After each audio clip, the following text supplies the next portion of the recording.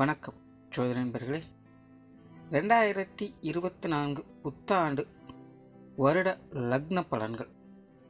இந்த 2024ஆம் வருடம் 12 ராசிக்கும் எப்படி இருக்கும் அப்படின்னு ஏற்கனவே பார்த்துருக்கோம். இனி லக்ன ரீதியாக 2024ஆம் வருடம் எப்படி இருக்கும் அப்படிங்கிறத பற்றி பார்க்க போகிறோம்.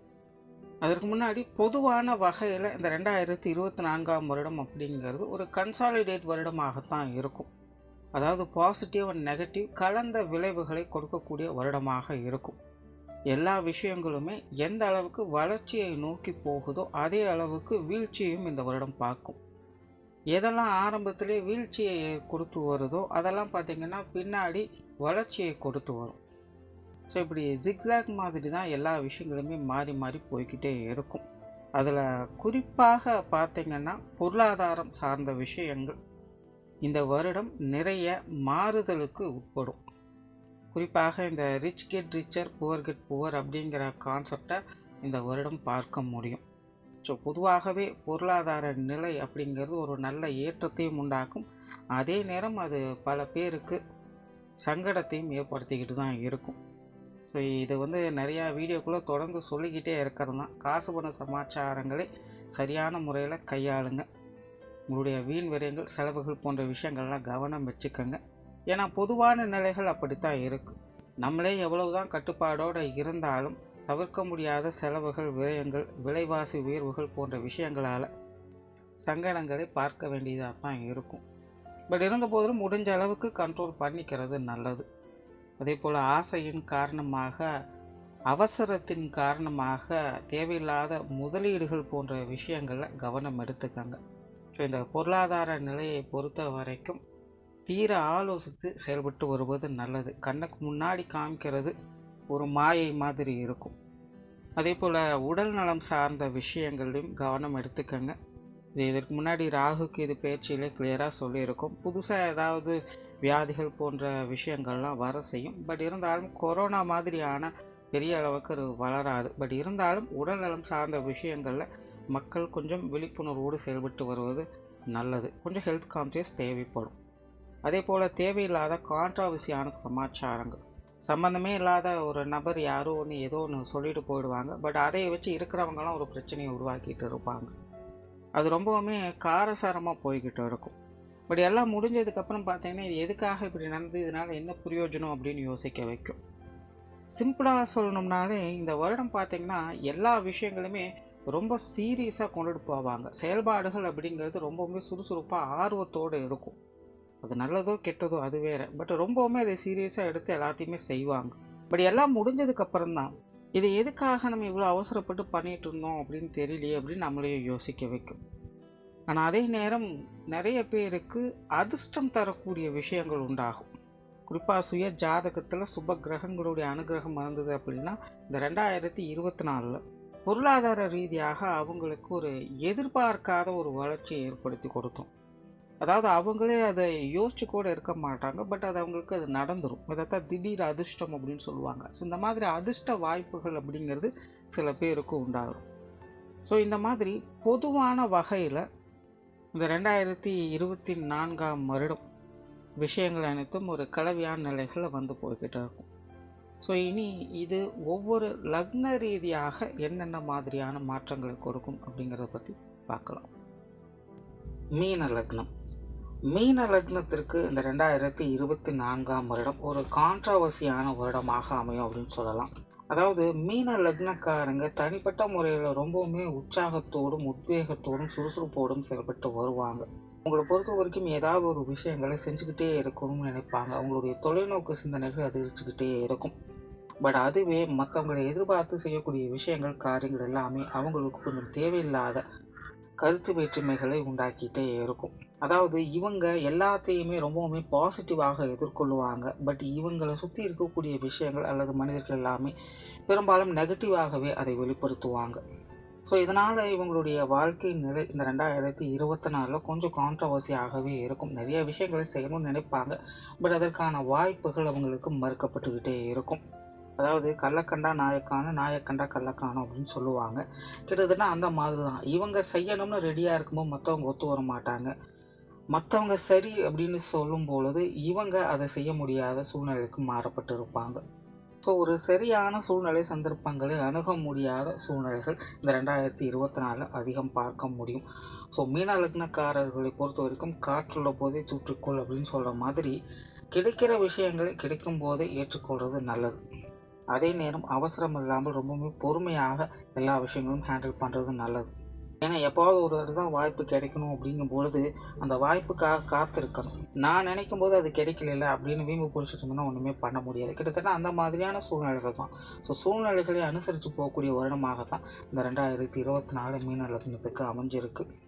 இதன் காரணமாக நிறைய பேர் கொஞ்சம் தனிமை பிரியர்களாக மாற ஆரம்பிப்பாங்க. ஸோ மீன லக்னக்காரங்க கொஞ்சம் தனித்து செயல்படவே முற்படுவாங்க.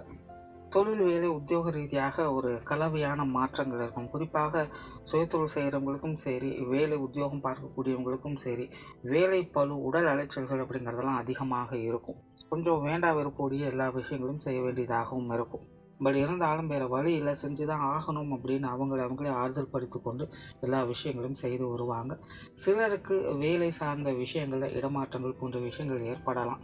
பட் இருந்தாலுமே இக்கரைக்கு அக்கறை பச்சை அப்படிங்கிற மாதிரி எங்கே போனாலும் ஒரே மாதிரியான சூழ்நிலைகளை தான் பார்த்து வருவாங்க. ஸோ முடிஞ்ச அளவுக்கு உங்களுடைய வீண் அலைச்சல்கள், சங்கடங்கள் போன்ற விஷயங்களை குறைப்பதற்கான வழிகளை பார்ப்பது தான் நல்லது. ஹார்ட் ஒர்க்கை காட்டிலும் கொஞ்சம் ஸ்மார்ட் ஒர்க்குக்கு ப்ரிஃபர் பண்ணுங்கள்.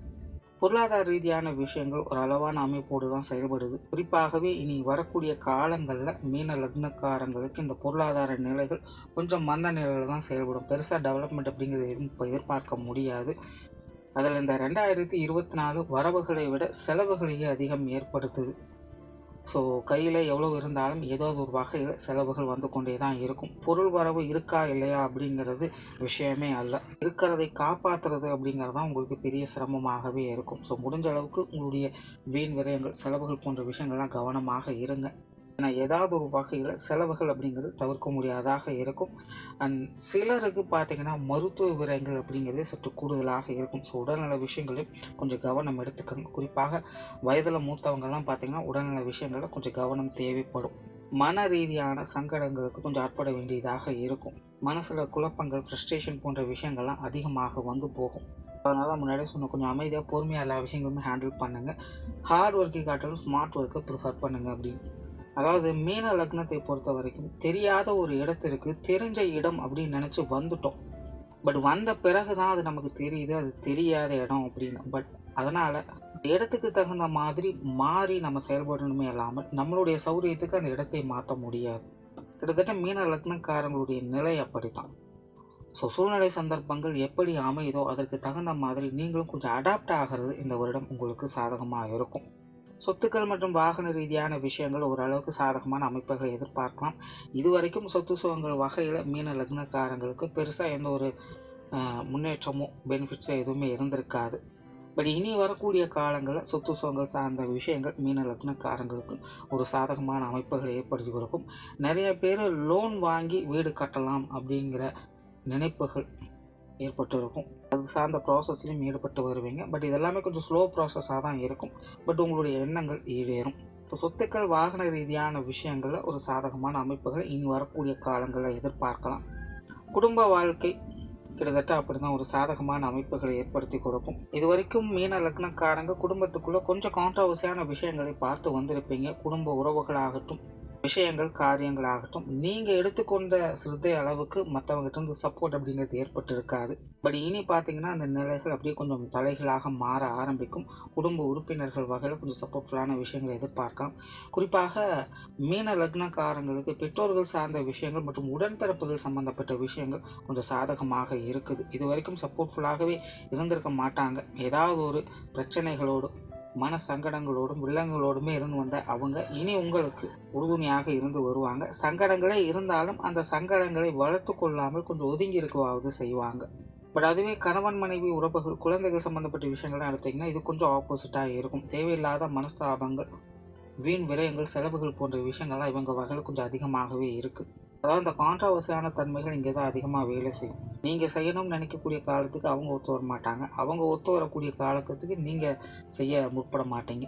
இப்படி காலங்களை விரயமாக்கிக்கிட்டே இருக்கும். கணவன் மனைவி உறவுகள், குழந்தைகள் சம்மந்தப்பட்ட விஷயங்கள், காரியங்கள் எல்லாமே பார்த்திங்கன்னா இந்த மாதிரியான சமாச்சாரங்களில் கொஞ்சம் நிதானத்தோடும் பொறுமையோடும் செயல்பட்டு வர்றது நல்லது. நண்பர்கள் மற்றும் உறவினர்கள் சார்ந்த விஷயங்களும் அப்படி தான், இதெல்லாமே கொஞ்சம் பட்டும்படாமலும் தான் இருக்கும். நீங்கள் நல்லது தான் சொல்லியிருப்பீங்க, பட் அது மற்றவங்ககிட்ட போய் சேரும்போது அது கெட்ட விதமாக போய் சேரும். ஒவ்வொருத்தரும் அதை திரிச்சு அந்த வார்த்தைக்கு அர்த்தத்தையே மாற்றி கொண்டுட்டு போயிடுவாங்க. ஸோ கடைசியில் பழி ஒரு பக்கம் பாவம் ஒரு பக்கம் அப்படிங்கிற மாதிரி நீங்கள் மாட்டிட்டு முழிக்க வேண்டியதாக இருக்கும். ஸோ மீன லக்னக்காரங்க இந்த நண்பர்களாகட்டும், உறவினர் சார்ந்த விஷயங்களாகட்டும் கொஞ்சம் கவனத்தோடு கையாள்வதே நல்லது. முடிஞ்ச அளவுக்கு அவங்க சம்மந்தப்பட்ட விஷயங்களில் ஈடுபடாதீங்க, பட்டுப்படாமலுமே செயல்பட்டுட்டு வாங்க. மாணவர்களுக்கு கல்வி மற்றும் வித்தை சார்ந்த விஷயங்கள் கொஞ்சம் சாதகமாக அமையுது. மாணவர்களுடைய நிலை இந்த வருடம் சில முன்னேற்றங்களை பார்க்கக்கூடிய வகையில் அமையும். மாணவர்கள் மற்றவர்களுடைய பார்வைக்கு இடம்பெறக்கூடியவங்களாக மாறுவாங்க. ஏதாவது ஒரு வகையில் மற்றவர்களுடைய கவனத்தை ஈர்க்கக்கூடியவங்களாக இருப்பாங்க. ஸோ மாணவர்களுக்கு இது ஒரு யூனிக்கான வருடமாக இருக்கும் அப்படின்னு சொல்லலாம். உடல்நலம் சார்ந்த விஷயங்களை கொஞ்சம் கவனம் எடுத்துக்கோங்க. ஏற்கனவே சொல்லியிருந்த சிலருக்கு மருத்துவ விவரங்கள் சற்று அதிகமாகவே இருக்கும். சின்ன சின்ன பிரச்சனைகளாக இருந்தாலும் அலட்சியப்படுத்தாதீங்க, கொஞ்சம் ஹெல்த் கான்சியஸோடு செயல்படுங்க. வெளியூர் மற்றும் வெளிநாடு சம்பந்தப்பட்ட விஷயங்கள் சாதகமாக இருக்கும். குறிப்பாக வருடத்தின் பிற்பகுதிகள் இந்த விஷயங்கள் காரியங்கள் உங்களுக்கு நன்மைகள் உண்டு. ஸோ ஓவராலாக அந்த 2024 வருடம் மீன லக்னத்தை பொறுத்த வரைக்கும் கொஞ்சம் கேர்ஃபுல்லாக தான் இருக்கணும். இக்கரை கக்கரை பச்சை அப்படிங்கிற மாதிரி வாழ்க்கை சூழ்நிலைகளும் மாறி மாறி இருந்து கொண்டே தான் இருக்கும். அதனால் நிதானத்தோடும் பொறுமையோடும் மற்றவங்களை அனுசரிப்போடும் செயல்பட்டு வருவது நல்லது. நன்றி, வணக்கம், வாழ்க வளமுடன்.